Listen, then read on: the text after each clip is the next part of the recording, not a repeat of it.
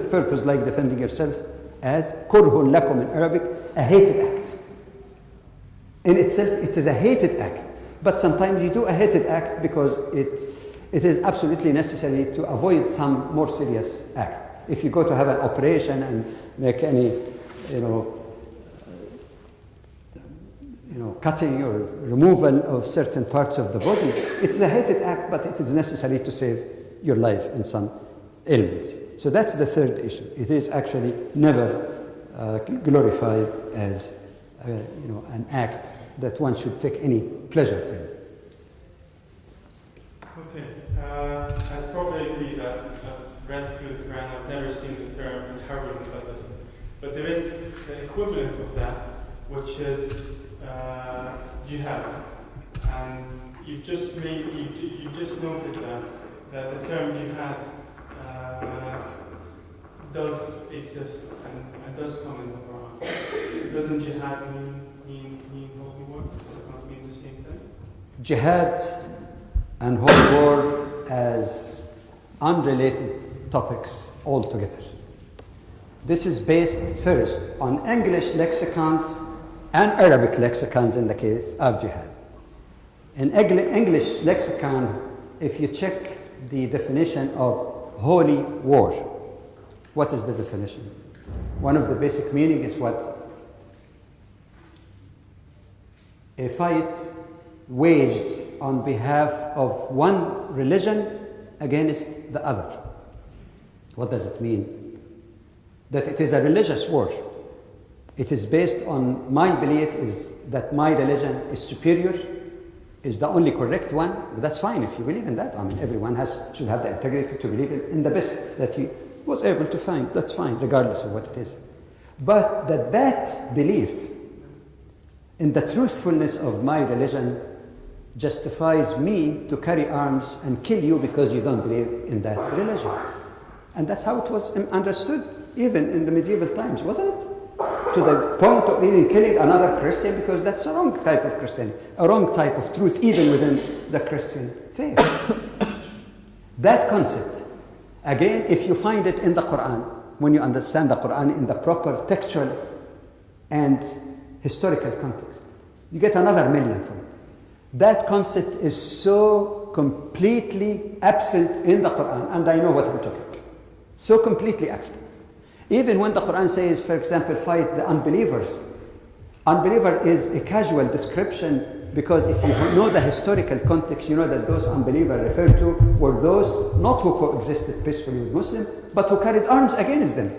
So the concept of fighting for the sake, because he's Jew, he's Christian, he's Hindu, he's non-believer in God, is nowhere to be found in the Quran.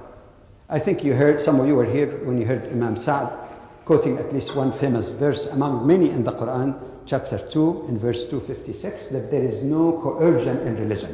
No coercion. And if I fight you because you have a different religion, that's coercion. It is more than coercion. It is aggression against you because of having a different type of religion. That's from the standpoint of English lexicon. So the word holy war is totally absent from the Quran. How about jihad? Now we're speaking correct approach. Because to take a key term in the Quran like that and be careless in its translation, even if translation is made by Muslim, is one thing, and to go back again objectively to the etymology, the linguistic origin of the term, would miss the boat.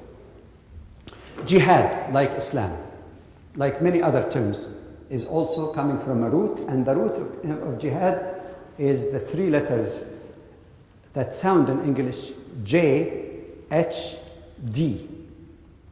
And all other terms are derived. These three letters would have to appear in any derivative. Jahid, mujahid, mujahida, all verbs, nouns, you name it, would always have that. And that's why they call it root.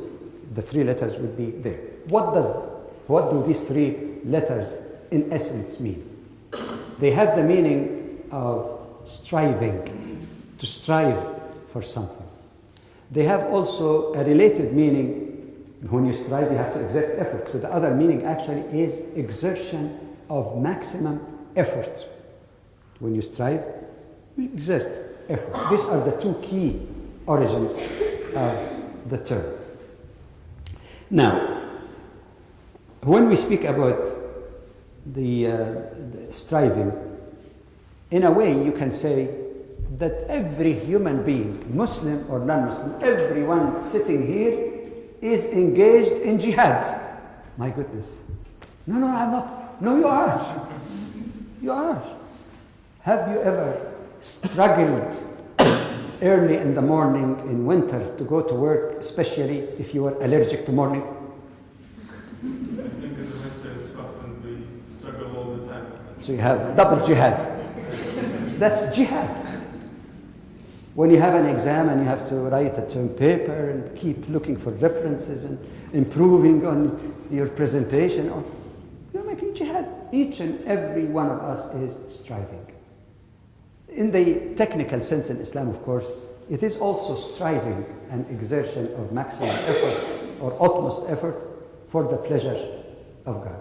Whether it's in the matter of worship, whether in the matter of family life, whether in the matter of patience with those who attack you, all of these things are also one aspect or some aspects of what the term jihad means. Let me tell you one thing that might surprise many of you. You know, in Islamic legal interpretation, there is a concept called ijtihad. You notice it has the three words, JHD, ijtihad. And you know what ijtihad means in the legal sense? Something very benign.